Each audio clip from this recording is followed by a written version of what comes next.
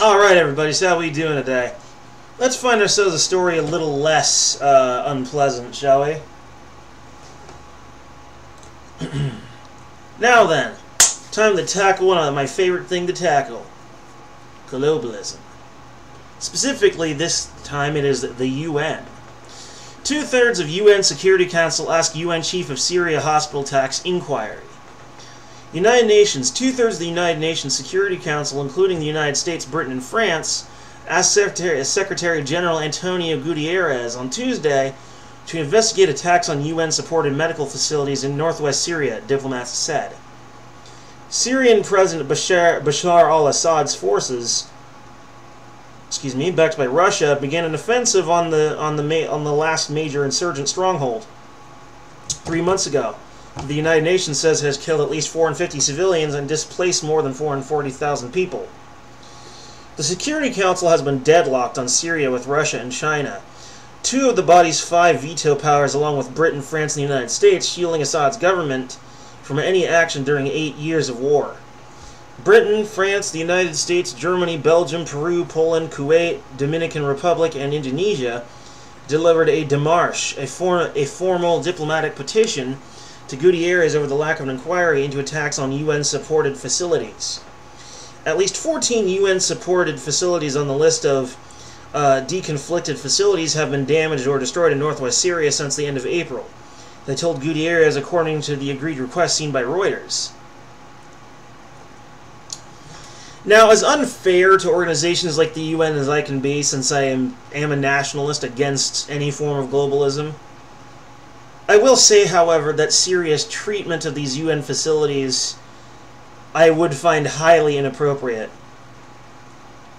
And for those of you who are not used to my videos or my style, I've expressed that globalism is something I used to love when I was younger, but then once I saw what it was really like in practice, well, let's just say that I was a little horrified. But what the EU did to Germany with its more or less open border policy, with the massive population displacement there, not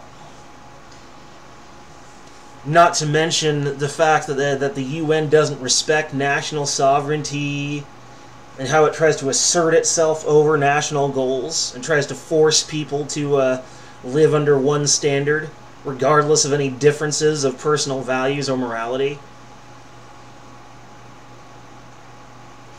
Spewing lines like, "There's no such thing as a more primitive civilization. There's only another civilization."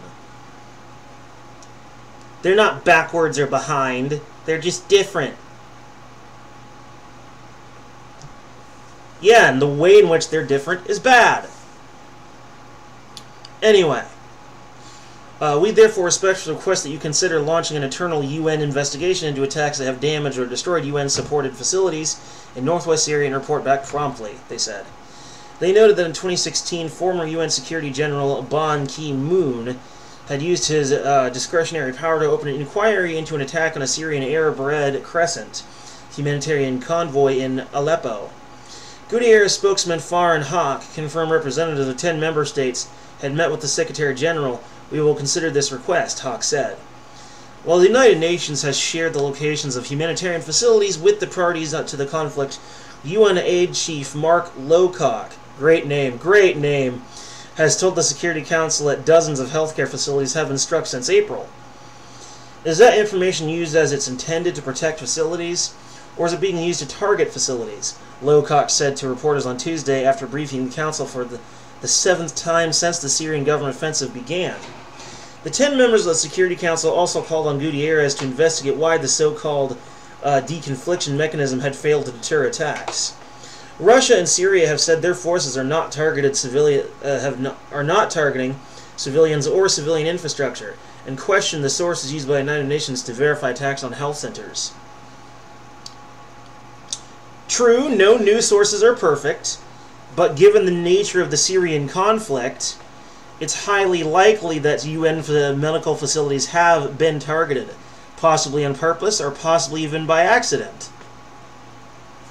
It could have been an unintentional targeting if they use mortars or even rockets to hit just a general area and don't care what they hit. You've got to remember, a lot of these guys are zealots, right? They're engaged in acts of zealotry. So do you honestly believe that they would even give a shit about what exactly they were trying to hit, just so long as a military facility was in that general area? These kinds of people are driven by emotion, and they can be very reckless. In July 16th, letter to Gutierrez in the Security Council, Syrian UN Ambassador Bashar Jafari said some 119 hospital and health care centers have been out of commission since being taken over by terrorist groups and no longer serve their original purpose and cannot be considered hospitals, healthcare centers, or even civilian objects under humanitarian law. An array of insurgents have a foothold in northwestern Syria. The most powerful is the jihadist Tahrir al-Sham, the latest incarnation of the former Nusra Front, which was part of al-Qaeda in 2016. British UN Ambassador Karen Pierce told the Security Council on Tuesday that Jafari's letter was an admission of Syrian government attacks on hospitals. This is a war crime and it deserves the utmost deep investigation so that those units responsible, those military commanders responsible, and the politicians who give them their instructions can be brought to justice, she said. Yes, a deep investigation would be nice to figure out if it happened at all and who was responsible for it if it did. This is the correct response. Now I will say again, I am being fair to a globalist organization, which I would oppose. Because being fair is the ethical thing to do. And I will say this, that I would support the UN if they did the following. Acknowledge national sovereignty, respect national sovereignty, and allow and make immigration policies that were at the liberty of the nation that they would be immigrating to, meaning it is the nation's responsibility to regulate immigration, not the United Nations.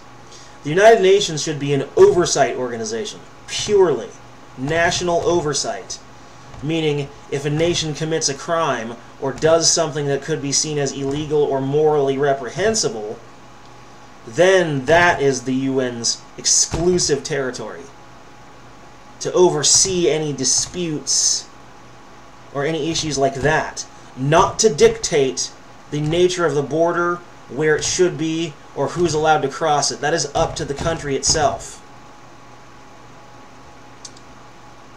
The UN should not be allowed to dictate these sorts of things. But if it is a genuine crime, then they should act as a police, they should act as a sort of oversight organization that looks into the crime or infraction and then works with multiple nations to determine an appropriate course of action. So I guess what they're doing already, but on a much smaller scale, with more respect for national sovereignty. Right? Don't be globalists. Be benign nationalists, benevolent nationalism. And yes, admittedly, because that is my ideology, I am selling it. But I have it because I believe it is the proper way to go. Is benevolent nationalism. And to the issue of immigration, I say, let them immigrate. But only through the legal process. When you immigrate illegally, you're ruining it for everybody. You become a drain on the economy, and you're also making it harder on the people who are trying to do it the right way and immigrate legally. You're cheating the system. So of course there are going to have to be consequences for that. You know, unless you're a Democrat. Anyway,